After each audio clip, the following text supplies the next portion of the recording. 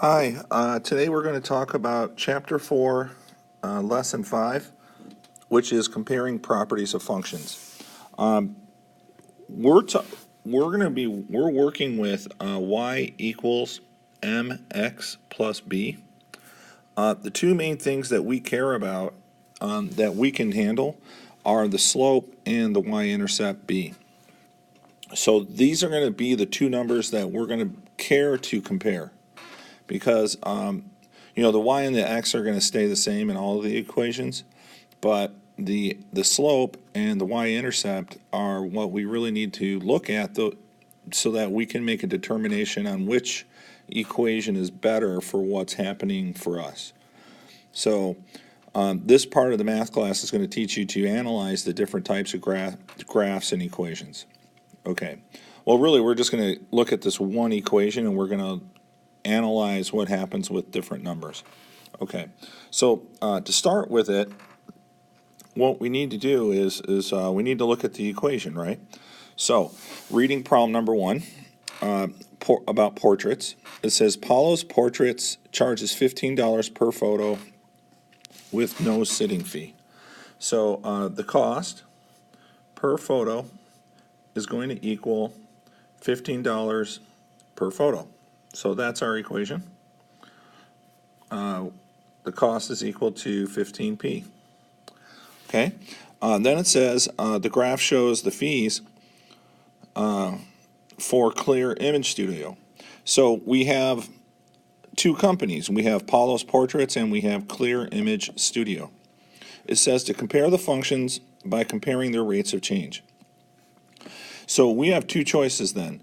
Is we can take the equation that we have and we can graph it and then compare the graphs, or we could take the graph and create the equation for Clear Image Studio. And that is by far the better way of doing it. So that's what we're going to do, is I'm going to show you how to go from the equation, from the graph to the table, back up to the equation. So there's an easy way of doing it. The easy way of doing it is to look at the distance between the points. Is our change in x here is 1. We have a change in x of 1. We have a change of x of 1. And we have a change of x of 1. So our change in x, because really seriously, if we're going to write an equation, we need the slope, which is the change in y over the change in x. And we need the variable. Well, we know what the variables are. All we really need to do is the rate of change for Clear Image Studio, because they gave us the rate of change for Paulo's Portraits. So we have the change in x is 1 each time, and the change in y, for this one it went up 12, and then for this one it went up another 12, and 12, and 12. So good. All of them are 12, and on the y-axis, and all of the x's are 1s. So we get this 12 over 1 for our rate of change for Clear Image Studio. So we can write our equation for Clear Image Studio. The cost per photo is going to be $12 per picture, right? Or 12. So then what we want to do is we want to compare the functions. So now we're going to answer the question, because now we have both equations. Compare the functions by comparing their rates of change. So when I say that we have both functions, what's happening is when we write the function, we get the slope, which is the rate of change that we need to compare. So, which is better? Well, Paulo's Portraits is charging $15 per photo, and Clear Image Studio is charging $12 per photo. So if both pictures are of equal quality, then I don't see any reason to pay more money. I would select Clear Image Studio because it's cheaper. So that's how you compare them. I mean, it's just that easy. So let's look at problem number 2 and try it again. Problem number 2, it says, it's about commission. It says Joshua earns a salary plus a commission for every painting he sells. The equation C is his commission, is equal to 40P plus 75, where C is the commission in dollars, P is the number of paintings that he sells, and it represents how much, and the cost represents how much, or the commission represents how much he earns. Martin's commissions are shown in the table. Compare the functions by their y-intercepts and rates of change. Okay, so the two things they're comparing here are Martin's salary and Joshua's salary. And they're both based on commissions. Well, they're telling us that Josh's salary, that his commission is 40P plus $75. In Martin's salary, so this is Martin's down here on the table, what we want to do is we want to say this is the change in X is 1, the change in X is 1, the change in commissions or change in Y is 150 minus 115. So isn't that $45 a painting, right? Or not 45, it's actually only 35, because 150 minus 115 is 100 and is not 130, is only $35. And then from 150 to 185 is 35. So what I'm thinking is that if we go down to 0, okay, we would have to subtract 35 from 115. So it would be 115 minus 35 would be 0. 3 from would be 80. So what's happening is this 80 matches the 75 from Josh's salary, and so what happens is our cost, right, is going to be $35 a painting plus $80 for a starting value. So what we have here then is to compare. Now we want to compare the numbers. The idea is that Martin, so this is Martin, and this is Josh. Martin gets $5 more per pay period, no matter what. So the idea behind the way salary works is you get the $75, and then for every painting you get $40 more for Josh. For Martin, he gets $80 to start with, and then he gets $35 for every painting that he sells. So what happens is Josh, right, he makes the same amount of money as Martin if he sells just one painting. If they both sell one painting. And then if they both sell more paintings, Josh is actually making more money. So the way you look at this is that, Josh makes $5 less at the start, but as he sells paintings, he's either breaking even or he's making more money than Martin. And that's the way you look at, that's how you compare equations, okay? Is you compare the starting value and you compare the slope. So this is B, this is M in our equation. Problem number 3, toll roads. The table shows the cost for traveling on a toll road in Henderson. The graph shows the cost of traveling on a toll road in Clarkson. Compare the linear functions to determine which is a direct variation and justify your answer. Okay, a direct variation equation. I don't know if you guys remember the definition that I gave you, but a direct variation equation is just like y equals mx plus b, except they write it as y equals kx, and b is 0, so b does not exist. So this is a direct variation. This is a standard line. And so direct variation, really all you're looking for is to make sure that there's no starting value. And if there's a starting value, then it's not a direct variation. And it's just that simple.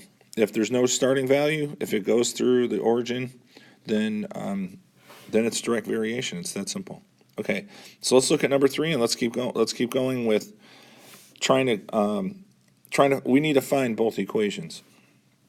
Okay, so we're going to start with Henderson. We're going to start with the table because it's easier. The miles traveled goes up 10. Goes up 10. Remember, this is the change in x. The change in y, it goes up 3. It goes up 3. And so the idea is if I go up, so if in other words, it started at 10, 20, 30. If it starts at 0 and the other number is 0, then we know that it's going through the origin because the coordinate 0, 0 exists. In this problem over here, see how it started at 1 and 15? And what I did is I went back to this number being 0 to find out what happened to this number. Because whatever this number is, when the x value is 0, you notice how we calculated it and we found that it was 80? That 80, when x is 0, is the starting value. So what we want to do in all problems is we want to know if the equation is going through 0, 0, or if it's going through 0 and another number. Because if it's 0, 0, then it's a direct variation. If it's not 0, 0, then it's a line. Okay. So the next thing we want to do then is, so if we go minus 10 here at the top, we get to 0 on the left side, and on the right side, if we go minus 3, we get to 0. So in the Henderson Toll Road situation, what's happening is we can say that the cost is equal to the 10 over the 3x plus 0, because this number is 0 when this number is 0. And this equation here is in fact a direct variation because it's going through 0, 0. All right. The Clarkson Toll Road, what's happening is we actually have a start. This equation is definitely not going through 0, 0.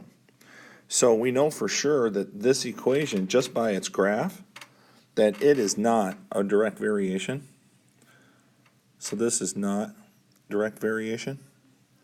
And if we want to write the equation, what we can do is we're going to write y equals mx plus b, right? We know that this starting value is 2, so this number over here is 2. And then what's happening is we need to calculate the slope. Well, we're changing, our x goes over 5 each time, so we're going from 0 to 5, we're going from 5 to 10. So this is changing 5, this is changing 5. So our change in x is equal to 5. And then our change in y, they're doing something kind of, it makes it more difficult to do the math because they're going from 3.25 on the, see, this is the y coordinate here. This is the y coordinate, this is the y coordinate, and this is the y coordinate. From this number to this number is 1.25, and this number to this number is 1.25. And you can see that this number is a 2, and it's going up to 3.25, so it is also 1.25. So what that means is that our change in y over our change in x is going to be 1.25 over 5. Well, that's a really, it's a really bad fraction, but we're just going to go with it for now, and we'll talk about how to deal with the fractions later. But what we would do is we would say our change in y is 1.25, and then our change in x is 5. And so this number, and that variable is x. And we can rewrite this as, let's see here, it is the cost for miles traveled is equal to 1.25 over 5. Geez, I can't write fives this year. 5, and then for miles traveled plus 2. This would be our equation. And so it says to compare the functions to determine which is a direct variation. This is not a direct variation. This is regular. This is a regular line. The Henderson Toll Road is in fact a direct variation. What else do we have to answer? The graph shows the total cost. Compare the functions, and then justify your response. Okay, so to justify it, we're going to say this one over here is a direct variation, and that's because the slope-intercept is 0, and this equation over here is not a direct variation because the slope-intercept is a non-zero number. So it can be any other number. As long as it's not 0, it's not a direct variation. If this y-intercept is 0, then it is definitely a direct variation. Okay? And that's it for the page 1. And let me sign off. Let me recenter it, and stop the recording.